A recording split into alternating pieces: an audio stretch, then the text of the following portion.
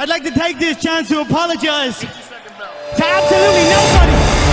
The double champ does what the he wants. All right. Welcome back to another episode of Talkin Malarkey. I'm your host, Mikey Stacks. No Justin Griffin today. He's being a little bitch. Instead, we have the producer and the man behind the curtain, P. Menge. I don't even know where to start. There's a lot to unpack.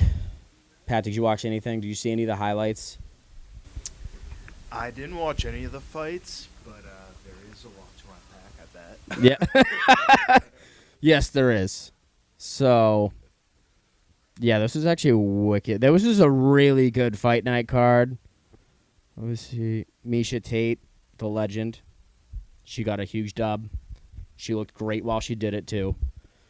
I was pumped to see her finally get a dub in the column, and I want to see her. I would like to see her crawl. I'd like to see her crawl up the ranks. Because, I mean, she was out. I think she was with, like, ONE FC in, like, Singapore for a long time. I don't even think she was even fighting. She was, like, just a part of the organization. I can't even remember.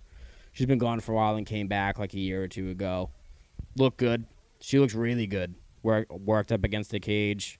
Just hustled and grinded her way through that win. That was really sick. I was very happy to see that. That was probably one of the better fights of the night, in my opinion. Who else we got? So that was a big one. Sean Brady and Kevin Gastelum. Gastelum, 185er, drops down to 170. He had weight issues at 185, so I don't know how he was able to drop down and actually make weight for 170. I feel like he hasn't fought in a while, but he went up against Adesanya for the belt a few years ago, so I figured this would have been a good fight, and Sean Brady hadn't fought in a year. He fought Belal Muhammad in October of 22, so it was over. It's been over a year since the last time he got in the octagon. Sean Brady absolutely demolished Kevin Gastelum. I was surprised at how bad Kevin Gastelum got beat. I don't know if it was maybe the weight cut was too much for him. Maybe it's just trying to shake the rust off, trying to get back in. So I feel like he hasn't been that active in a while. I was not surprised by Sean Brady. Sean Brady looked great. I mean, for a guy who hasn't fought, who was undefeated up until fighting Belal, and then goes in and fucking absolutely dominated Kelvin the entire fight. Gastelum, I was shocked at how different of a fighter he looked than what we just saw just a few years ago when he was in the cage against Adesanya. And the cool thing was he won via Kimura. 9 times out of 10, the Kimuras never work. Same thing with guillotines. They're always a submission that guys are rolling into.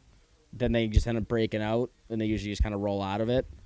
They're almost just like transition subs that never really go through. I was shocked to see. That's only one of the few Kimura submissions I've seen in a while. I think I've only remembered one up to this point. So that's only 2, maybe 3 that I've actually watched, 2 that I can remember the last couple of years. That was impressive. Sean Brady, I think, blew the doors off, showed why he's one of the best in that weight division. I think he's going to be holding a belt. His grappling, his wrestling is so, so good. He's tough. I think that Belal fight was a little... He did say that he was a lot in a better mental state for this fight, which is good that he took the time to get ready to make sure he was 100%, and he fucking showed it. He absolutely blew Gastelum's doors off, and I'm very excited to see that. Rob Font lost the decision to Figueiredo. Figueiredo looked really good. Font just couldn't get the head movement going. You look kind of slow. Figueiredo kept getting him. Font would lead with the jab. Figueiredo would counter him with the left. Figueiredo's power transferred up to 135 because at featherweight, a lot of guys had a lot of questions if his power was going to transfer because he was that bigger guy in that 125 division. Turns out it all fucking transferred. That guy's a fucking monster. I think he's going to be a problem. I think he could make a pretty serious run in that division, especially with how he was with his pedigree in the weight class below. I think he's going to end up... He could be on like a little fast track. I mean, Rob Font's a top 10, so he has to be on the fast track for that weight division and try to get a title fight and go up against like a Sean O'Malley or somebody, which would be fucking sick. That would be a great fight. I still think I like O'Malley in that fight, dude. O'Malley's so good. Yeah, that was an ass kicking. 30-27. Rob Font didn't even win a round on that scorecard, which sucks. But what can you do? Rob Font's dropped him and Sandehagen. I mean, two really tough opponents. I want to see him bounce back and try to make a run, but some of these guys are so dynamic in the UFC. I feel like Rob Font he's such a heavy striker. I will say his ground game did look better.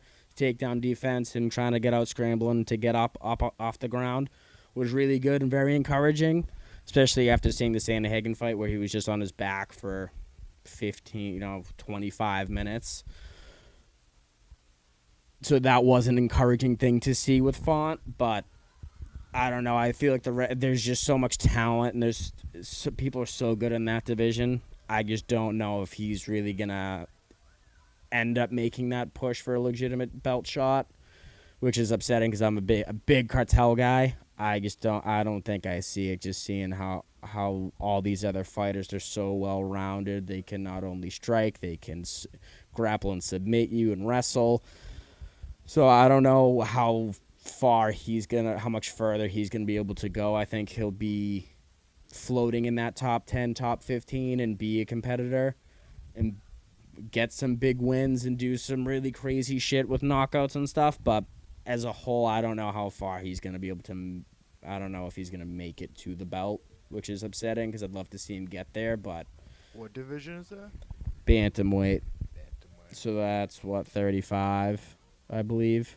So Figueiredo just jumped up from flyweight to bantam. So like Sean O'Malley and like Aljamain Sterling, those guys, like Peter Yan, they're all 35ers. That bantamweight division is good. Jan's kind of fallen off ever since he illegally kneed Aljamain Sterling in the fucking head. He lost to O'Malley. He lost to Aljamain the second time they fought. He DQ'd that fight, fought him again, lost, and then he lost to the now champion Sean O'Malley. Sean O'Malley won the belt in Boston at the Garden. He beat Aljamain. Knocked him out. Boom. You know what's crazy? When they put the people like on Twitter, they took the highlight of when McGregor knocked out Jose Aldo, and then they put the Aljamain Sterling and Sean O'Malley's knockout. It's like almost exactly the same. Same movement, stepping back, bam, clips him and knocks him out. It was so good. But yeah, that's a tough division. I think Figueiredo's going to make a legitimate belt run in that division. He'll be up there and probably a few more fights. Beating Font, I believe Font was 9. He'll probably have to fight a guy like Sandehagen, someone a little bit higher up. And then I think it's off to the races. I think he's probably gunning for the belt probably this year if he can fight a couple more times. And then the big fight, the fight that I was looking forward to the most on this card, Bobby Green and Jalen Turner. If you've watched former episodes, you know myself and Justin, we fuck with Bobby Green. He's an absolute certified gangster. Anytime, anywhere, short notice, he's rolling up. Absolute dog. He's coming off 2 huge wins. Goes in against Jalen Turner, who I feel like hasn't fought. When was the last time he fought? I can't even remember the last time he fought. I feel like he hasn't been that active. When was his last fight? No, not Bobby. Yeah, Bobby's coming off. 2 wins. So he's ranked. I feel like he was kind of starting to steamroll. I was hoping to see maybe a title run. It's just a little blip on the radar, but oh no, he lost to Dan Hooker. So that was his last fight. Was back in July. Then he fought in March. So this was his 3rd fight this year. That's right. Yeah, Dan Hooker fucked up his arm. He was supposed to fight Bobby Green, if I'm not mistaken, but he fucked up the same arm he fucked up against Turner. Had to back out in their replacement with Jalen Turner. Jalen Turner fucking put on a fucking clinic. Absolute clinic. Bobby Green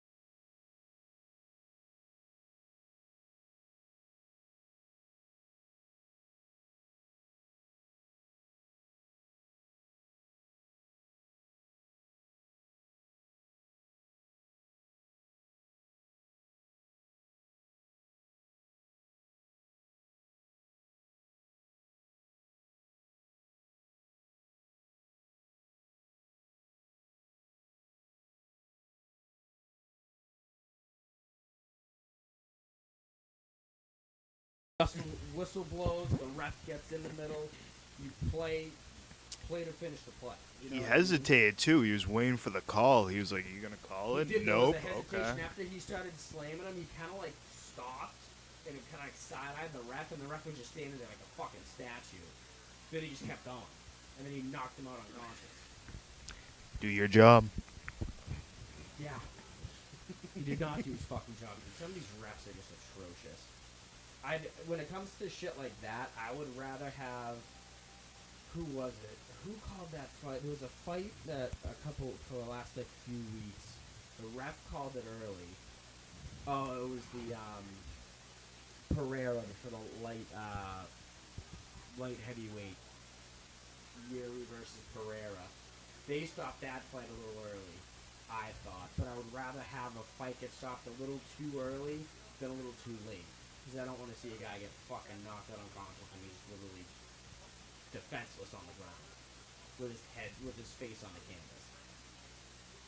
Yeah, if anything, call the fight like a little bit too early. I mean, you want to avoid knocking people out, but I don't know. Just you gotta have to make that call if you're the ref. That's a tough call. Yeah, that was just atrocious. That was rough. Watch that. I'm pretty sad. That was a quick knockout too. That was very early in the first round. I love Bobby Green though. I'll still ride or die. I like Jalen Turner too. He's a hell of a fighter. I think he's gonna work his way up. He's an exciting guy to watch. They call him the tarantula. He shows up on the scale with he collects real tarantulas and sells them and shit. Psychopath. I remember he had a long layoff once, and he said that he had to sell some tarantulas to get by to pay some bills. But yeah, that was insane. This dude's slinging spiders. Yeah, slinging spiders, dude, in his fucking fist. He's good. He's a really good fighter. And then the main event, Dariush and Arman Zarukian, Armenian guy. Everybody wants Dariush to win. Real UFC fans know who he is and love him. They want him to get that belt. He has a great record. He's been on a tear for a long time. A lot of casuals won't know who he is, but the hardcore guys know Beneil Dariush. They know he's a monster on the ground. He can throw hands a little bit. He's a force. Should have got the opportunities he should have that I think people have been barking saying that he should have been kind of not fast track, but he should have been kind of pushed to be fighting for the belt. And then he goes out that night and he got fucking flatlined. And I was hoping for him because I don't like that Sarkeesian kid. I do not like that kid. After this weekend, he's on my fucking shit list. What the shit that happened before the fights. Did you see you saw a text thread about this, Pat? Before the fights, it was probably Thursday or Friday. Sarkeesian, whatever his name is, this piece of shit rolls up on Bobby Green because apparently Bobby Green was talking shit, probably trying to promote a fight, trying to get a fight. He rolls up on Bobby Green in the hotel lobby. Bobby Green's by himself. This dude rolls up about 6 deep and is starting shit in the middle of this lobby. That is some Habib Nurmagomedov pussy rat bullshit. I cannot fucking stand it. Habib did the same fucking thing. That was when Conor McGregor threw the fucking dolly into the bus. The exact same thing. Dude was getting into Bobby Green's face. He shoved him. Sarkeesian throws a punch. Then they all get separated. They're all talking shit, yelling at each other. Bobby Green's a fucking gangster, dude. That guy's a fucking pussy. I do not like that guy. That is some rat fuck shit, dude. I don't like it. Is it Hollywood or is it the UFC? Is it a professional sport? They just act like. I don't know, dude. The way that he was you hear a guy in the background, you're all professionals. Go, this guy's acting like a fucking clown. If you have a problem with somebody, go fucking talk to him. Don't roll 6 deep and cause a fucking scene in a hotel lobby. While the dude's alone. It'd be one thing if it was crew on, team and crew on both ends. It was Bobby Green all alone, sitting on a bench in the corner of the lobby. And this fucking crew of dudes rolls up and tries starting shit. I fucking hate that, dude. He's like, dude, I'm just trying to get my free breakfast from the Yeah, dude, I'm here for the continental breakfast, you fuck. That really bothers me. I don't like that. I get it's kind of a time of the essence going to talk to someone, but that's when you tell your crew to go fuck off. And you go man to man, you talk to him. You don't roll 6 fucking deep against one dude in the lobby and then try to act all fucking tough. That is pussy shit. Do you know anything about the Habib McGregor shit? Remember McGregor threw the dolly on the bus? Yeah, they like broke the window on Yeah. the bus. Yeah. So that all started because one of a Dagestani fighter fucked with McGregor. And I don't know if he was training with him. It was like he was friends with him. And then I think it was was that MSG where that happened? Habib and all of his fucking his terrorist buddies, rolled up on him, 6-on-1, same shit. They're all like, you could see like the clips of them like talking to him. It looked like really uncomfortable, like they were like trying like intimidating type shit. And then that was when McGregor found out and said, "Go fuck yourself," and he threw the fucking dolly. Even Nate Diaz back McGregor. He goes, "Yeah, dude, don't fucking roll up with your dudes and don't expect some shit to go down." Like the fact Nate Diaz is backing McGregor's huge on that. But that was years ago. But I'm like, this McGregor- reminded me of like this was like the same fucking scenario. Crew rolling up on one dude. One thing if it's like crew and crew, fighter and fighter, 1-on-1 or team on team, this was just fucking 6-on-1. That was bullshit. Yeah, it's just weird. Maybe not Habib's a terrorist, but his fucking agent is. That guy should not be in the United States. He should be on the no-fly list. That's a fact. Got that dirty money. No, dude, he's a fucking sketchy dude. That is one sketchy. Their agent's a sketchy guy. I can't remember his name. I can't pronounce his name. He's one sketchy guy. I think a lot of the shit McGregor like talked shit when he was fighting Habib and brought up his agent. I'm pretty sure a lot of the shit he was saying was true. He's like, he had all these passports. The FBI investigated him. How the fuck is this dude allowed in this country? And I was like, just what we need, dude. Makes me uneasy. But all right. That's last week. It was a lot to unpack. That was great. All the drama before, all the drama after, except for that Bobby Green getting fucking crushed. Benil Dariush, seeing him get flatlined was very upsetting. He's dropped 2 of his last 3, I believe. And then this week, another fight night. So this is free, Pat. Do you have ESPN Plus? Do you have the like Disney bundle where you can watch this? Yeah, I'm pretty sure. Yeah. I just got charged $100 for my ESPN Plus when I've actually been paying for the bundle, but I had like a separate subscription before I got that, so I just got fucking tanked on my bank account this week. Still waiting for that. Ads over here. Still waiting for my refund. Apple/ESPN. You fucks. All right. This is a pretty quiet card as far as star power. There are a couple fights here. Song Yadong and Chris Gutierrez is the main event. I think Song Yadong, he is the favorite in this. I think that's gonna be 2 strikers going at it. I do give Yadong a little bit more of an edge. He does have 3 submission wins, and Gutierrez is 1-1 with the submission. They both have knockout power. I think that's gonna be a firefight. That's gonna be a brawl. At least I hope so. I don't want to see him tiptoeing around just throwing fucking jabs all night and just fucking leg kicks. But I think that'll be a really fun fight to watch.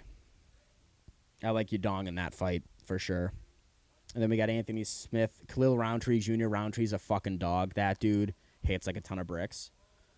Anthony Smith is one of my favorite fighters. I don't feel great about this fight. He won his last, but he lost the 2 before that, so he's won for his last out of his last 3 fights. He has 1 win. He looked really slow and not good against Johnny Walker. He looked just like lethargic, slow, didn't look like himself. That was kind of a concerning fight for me. I think that was over the summer, maybe June. I think Anthony Smith is kind of definitely on the back 9 of his career. He's had a long career. I think he got cut from the UFC, then he came back. That was years and years ago. And then he made that title run, went up against John Jones. That didn't go well. Obviously, John Jones won. Dude's a fucking monster. He also got torched by Glover Teixeira. Literally got his teeth knocked out. And Glover Teixeira, I just saw a clip. Glover Teixeira apologized to Anthony Smith when he was on top of him. He goes, "I'm sorry, man. This is part of the job." He fucking pommeled Anthony Smith. Anthony Smith is one of the toughest dudes in the sport, in my opinion. I love Anthony Smith. Been a big fan. I've been a fan of him ever since I really started getting into the UFC. But just the last couple fights I've seen him, I think we're kind of looking at the end. He's great on the desk. Love him on the desk. But I think his fighting career is starting to wind down. He's taken a fucking beating over his career, too. He's a tough guy. Like, that fight against Glover, he probably, like, his team should have thrown in the towel. It was one of those fights, and they didn't do it. Yeah, he got a split decision win, then he lost to Johnny Walker, and then he got knocked out by Ankalaev. So, I mean, he's fought a couple dudes. Ankalaev is in the mix. He just fought Johnny Walker, but before that, he did go up against Jan for the belt and had a draw. That was a fucking strange-ass fight. That was one of the weirdest fights I've ever watched. Yep. So, yeah, Johnny Walker, the Ankalaev. I didn't like the Walker fight. Ugh, that bothers me. Roundtree hits like a fucking ton of bricks, dude. I think there's going to be a long night for Anthony or a short night. I think Roundtree takes this. I don't think it's even that close. I'd like for Anthony to surprise me and prove me wrong. Roundtree is the favorite. It's kind of minus 245, plus 200 for Anthony Smith. I like Roundtree in that fight. Jamie Malarkey, this fight interests me a lot. Jamie Malarkey, the last time he fought was at 293. Adesanya, Strickland. I watched that fight. He was in a fucking war. Unanimous decision, 3 rounds. Yeah, it was UFC 293, Adesanya Strickland. I thought that was like the fight of the night. I didn't watch the main event that weekend because of my job, but that fight was just an all-out war. They were both bloodied, fucking, they beat the ever-loving shit out of each other. It was a beautiful fight to watch. I was texting Jay Griff the entire fight, and he wasn't even watching. He's like, "What's happening?" I was like, "Dude, you're really fucking missing out. There's a hell of a fight in the prelims." I like Jamie Malarkey. I want to see. I love watching his fights. Tough fucking dude. I like him a lot. Yeah, but was it Mondesi or Meldesi? Mark Desi, who's Moroccan. He fought shortly, I think, like right around that time, right before that fight, was when Morocco had like that huge earthquake. That was in September. Yeah, Malarkey's 3 for his last 3 wins out of his last 5.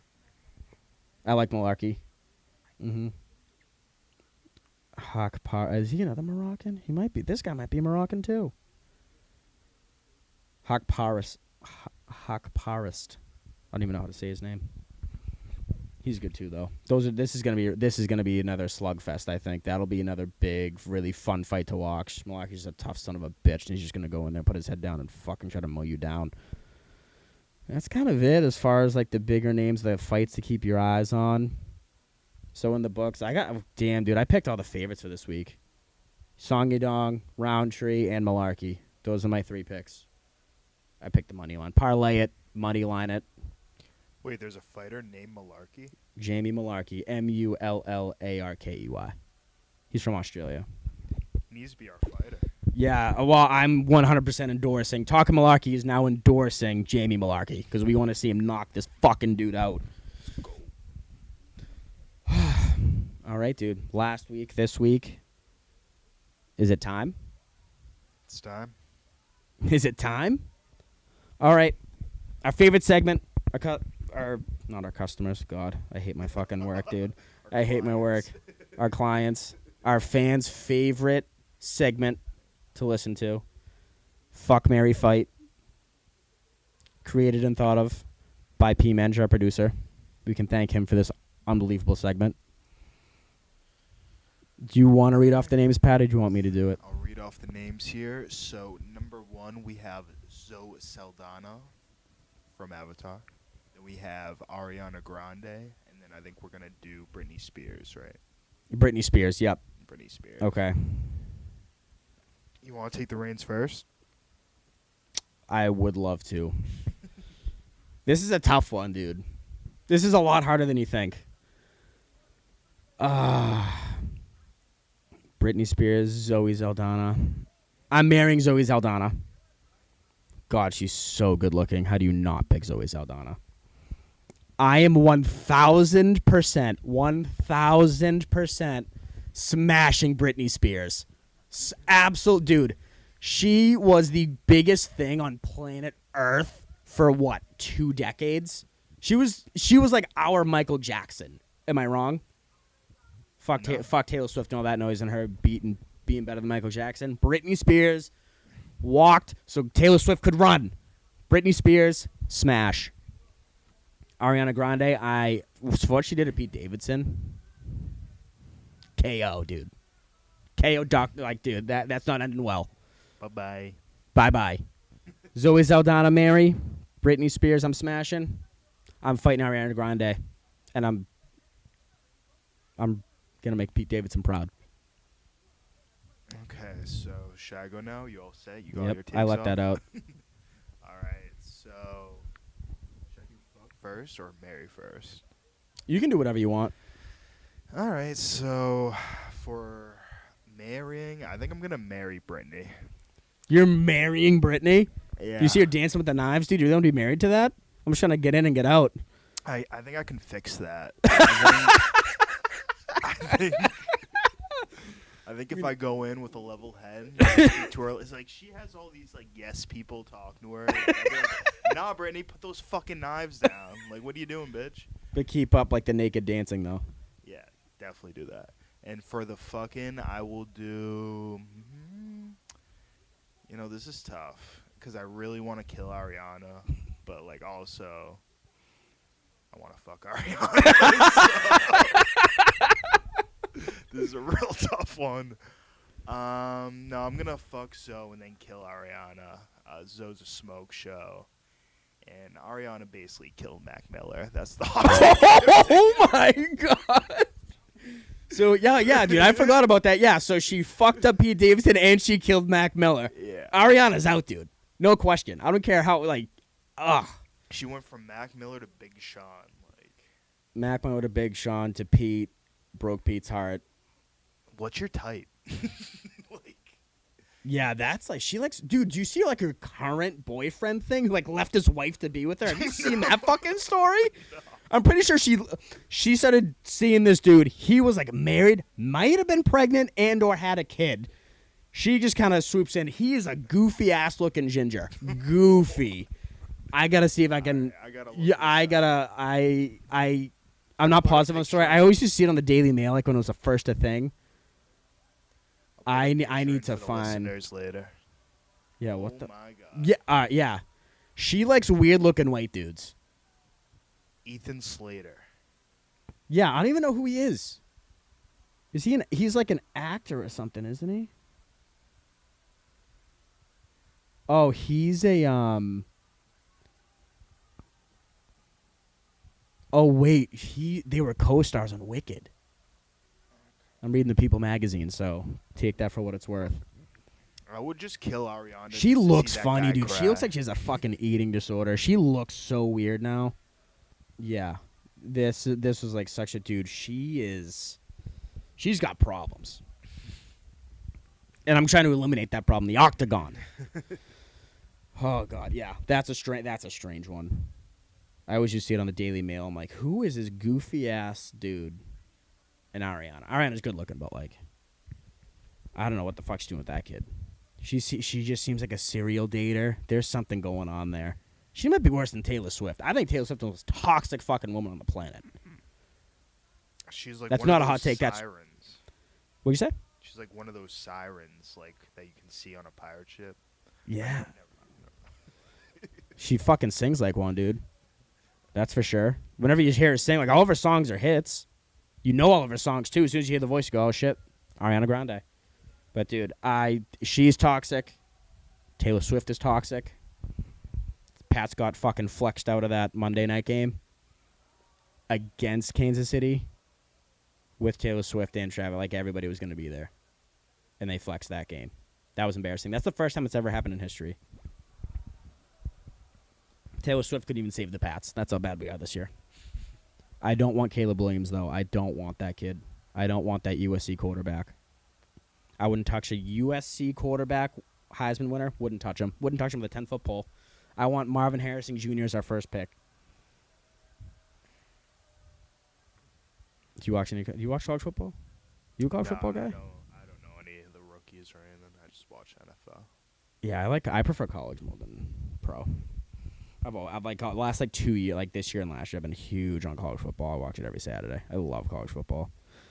Dude, it takes over every station. It's huge. It's huge. Big time production. It's like, dude, those stadiums are bigger than NFL stadiums. It's fucking crazy. People in like Texas and like down south, they pay to like have high school varsity season tickets because they know that they're gonna see the next dude who's playing for Alabama is gonna get drafted, or go to LSU, or go to Miami, go to these big schools. They even pay for like JV teams in high school for season tickets. It's crazy. Like that high school and like college like market is fucking insane. It's insane. This kid fucking plays in front of 10,000 people, then has to go home and do algebra homework. Yeah, dude. I don't know how much longer they're going to start making them go to fucking class anymore. I just read a thing that they're trying to get the schools to pay the kids directly. You know who's ahead of the NCAA now? Who? Charlie Baker. Oh, okay. He's head of the NCAA, and Marty Walsh there is like some special assistant to like the NHL commissioner. NHL, I saw Marty Walsh not too long ago. I walked right by him. I stared at him. He stared at me. He's like, I know who you know who I am. And I was like, I know who you are. Just kind of gave that look with our eyes and just walked right by him. Beast. No, not Marty Walsh. Baker's, man. Both of them. I don't really like either of them. Any closing thoughts, Pat? Ariana Grande's evil, and I will fix Britney. Couple of tall orders. Oh, moving forward, ladies and gentlemen, December 16th, the big pay-per-view. Is that $2.99? I believe it's $2.99 with Leon Edwards and Colby Covington. We will be doing a live show on YouTube. Myself and Jay Griff will all be here, and P. Menge, of course, the man behind the curtain, who's going to be fixing Britney Spears and killing Ariana Grande. We will be doing a live show for all the prelims and the main event. We'll be drinking, hanging out, having fun. Keep that in mind. Let me just see what time, though. I believe the card is probably going to start at 7, probably a 10 o'clock main event. So that's gonna run. Pat, we're gonna be drinking for a lot of hours that Saturday. I fucking strap in, pal. We're gonna be ordering Domino's at fucking like 11 o'clock because I need to sober up. I've done that a few times. Yeah, December 16th, Covington. Yeah, so keep that on the docket. 2 weeks, Covington, Edwards. We'll do a podcast next week. We'll preview all that, and then you're gonna be with us live for the action for probably one of the bigger cards of the year. It's going to be sick. Paddy Pimblett, Tony Ferg, dude. Tony Ferg's getting knocked out. Poor guy. Even though he's training with Goggins, that psychopath of a Navy SEAL. All right, Pat, that it? We good? Yeah. Dunzo? Thank you, boys. Have a good one, everybody.